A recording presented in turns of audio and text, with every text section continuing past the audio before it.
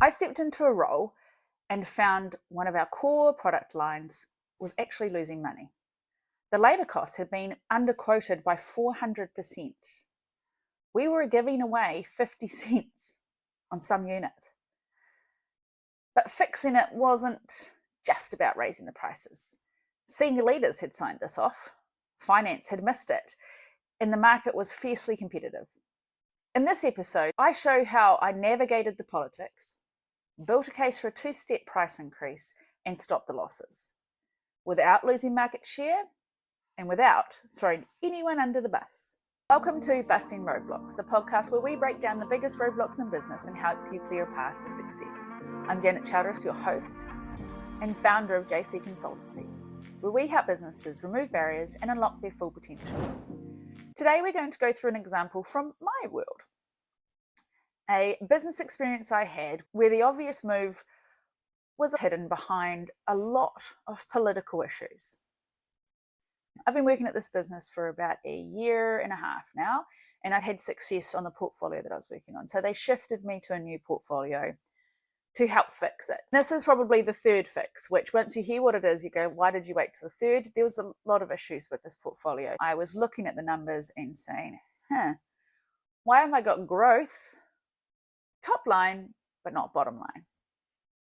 So quite a big portfolio, and I would say three core segments. There's lots of other little, tail segments, but three core segments that we were focused on driving growth in. One of the sub-segments had beautiful, like I said, top line growth, and the bottom line was showing some negativity. So I went digging, because this is what I like to do. And I went digging, went up to the factory, figured out how they made the product, what was going on, where were things going wrong that we were losing money at the bottom line. And I dug deep into the cost of goods. And what I discovered is a 400% underquote of labour when they calculated the cost of goods. Now, this was a historical calculation. When they moved the product from one factory to the other, the new costing of the product underquoted by 400%. Now, if you've listened to any of my podcasts before, you know I've seen this before. So obviously, here's my clear warning to anyone who's moving one product from one factory to another. Make sure you're getting the costings right, and make sure you've got the recipe right, and make sure you've really double, triple checked that what you're doing is correct. That's a free warning out there for you. So in this subsegment, we were losing money on some of the SKUs. The largest one of them, we were losing 50 cents a unit. So not only were we selling these things with all the cost and good, we were giving people 50 cents. And you might rightly say, hey, Janet, why don't you just put the price up? And you're right, that's what we do need to do. However, this is where the political bit comes in. So this change from one factory to another had happened about 8 years earlier. And the people who were involved in that change and in the costing of that change were still in the business.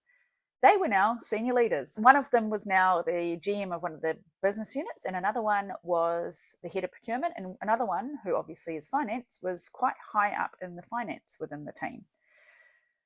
So I couldn't just go, hey, these idiots made this 400% labour cost of goods mistake, and we've actually been giving away money for the last 8 years.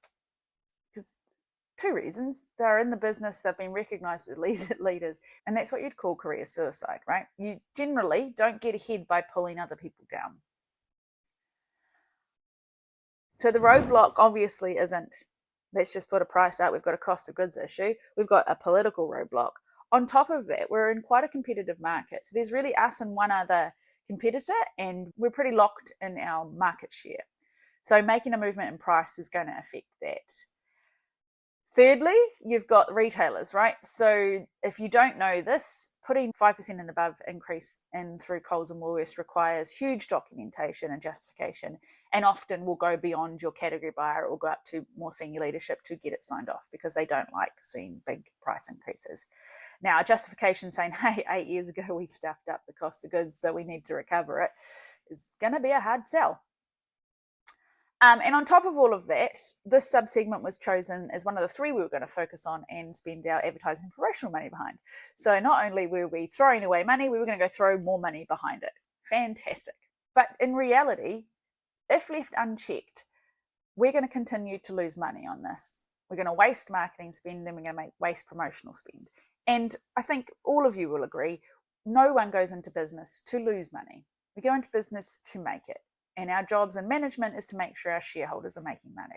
So even though there's a risk of exposing, how else do you put it, incompetence in our senior level management, and there's a risk of market share loss, we do need to put a price increase through. So how did I fix this? What action did I take to navigate this? So I sat down with my manager, explained what had happened, and explained my recommendations of how we fix it. I had to be really careful because he was very good friends with the senior leaders, because they all came into the business together, worked their way through the business together, and got into senior leadership positions together. So I didn't frame it as in these guys stuffed up. I said, I've discovered an issue. It's a cost of goods issue that we need to rectify. And my recommendation for a solution that is sustainable and not blame driven would be to have a 2-step price increase. I explained that it was strategic and therefore not hopefully shocking to the market. And I gave a huge justification document about it. I then had to take that all the way to the board because it was quite a shift for this subsegment. I sat down prior to the board meeting with the CEO, the head of marketing, the head of sales, and explained why I was recommending what I did. And the reason I did that is that when you go into those big meetings, you want support in the room. You want people in your corner who completely understand what's going on. Now, all 3 of those people were smart enough to look between the lines and say, that's a problem that happened when we did this. Who was in charge then? They knew what was going on. I didn't need to highlight it, and I didn't want to highlight it. I wanted to highlight that I've found an issue that we need to rectify, and I'm going to be the one that fixes it. And why do you do that? Because then you become the hero, not the villain, who's blaming everyone else for the mistakes in your portfolio. Now, not surprisingly, the board had lots of questions for us, but because I had those 3 people in the room with me backing me, I got the price increase through, and it got through in a staged approach. Now, I'm not saying that's as easy as it sounds. It was some hard discussions, even with the head of sales, head of marketing, and the CEO, to explain what I'd found, how I'd found it, what it meant, the implications that I foresaw for our volume, for our market share. But I kept coming back to the same argument, was that if we put it up, the first one we'll be losing less money. We put it up the second one, we might start making money on this portfolio, and we're all in business to make money. The price increase was executed successfully in store, so that took lots of negotiations, which is why the head of sales was so critical to be part of it, because they needed to create the environment where this was going to happen and have the big discussions at our customer end. Surprisingly, we didn't lose any market share. So I think our competitors saw us move and they moved as well. The losses obviously were eventually stemmed. I'm not saying that it's now the most profitable subcategory within the portfolio, but at least it's not hemorrhaging money.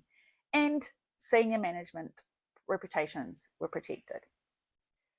So sometimes leadership, and that's leadership at any level, right, is about solving the issue while protecting the relationships. And tough commercial decisions, it's not just about the numbers.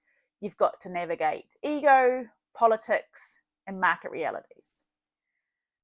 Success in this situation was when we fixed the problem and kept the business and its people intact.